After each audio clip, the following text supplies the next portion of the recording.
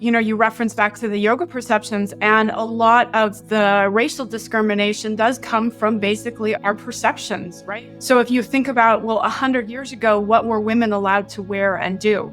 All women were not allowed at the pool because we had to dress from head to toe, right? And so there was women who really had to work to break down barriers to be able to allow all of us to wear clothes that are functional in an aquatic environment. Not necessarily the teeniest, weeniest bikini, but just wear something that we can actually swim in, right?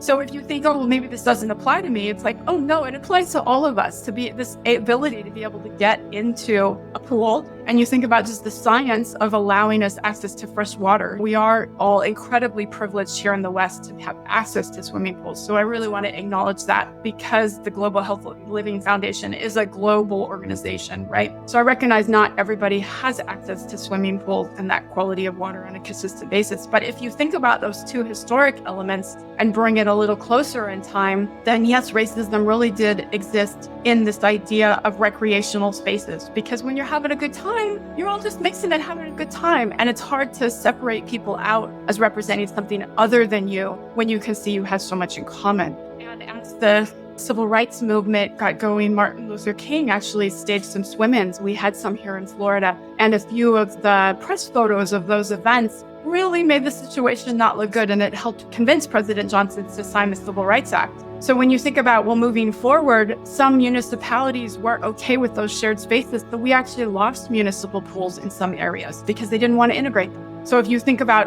bringing this forward, there's been a history of discrimination. Some people lost access to pools, so there is not as many people who can swim in brown and Black communities. If you're an adult and you don't swim, you're less likely to take your kids in for swimming lessons. So you bring this thread forward, and now we have discrepancies in drowning rates for Black and brown kids who drown at much higher rates than white kids. And a lot of it is based out of this historical discrimination. And so why this is important to me is obviously this is a tragedy that living in Florida is very impactful. I worked at the YMCA for years, and they're the biggest provider of swim lessons in the country. And they work very hard for kids around the country to prevent drowning. That's one of their big missions. And so some of my, my interest in that really stems out of that, is seeing the impact you can have on kids by giving them swim lessons. Because sometimes they go home and you say, Mom and Dad, I want to go to the pool. And maybe then those adults are thinking about, geez, I want to go to the pool. Because maybe it's the kid that's informing the parents. It does work both ways.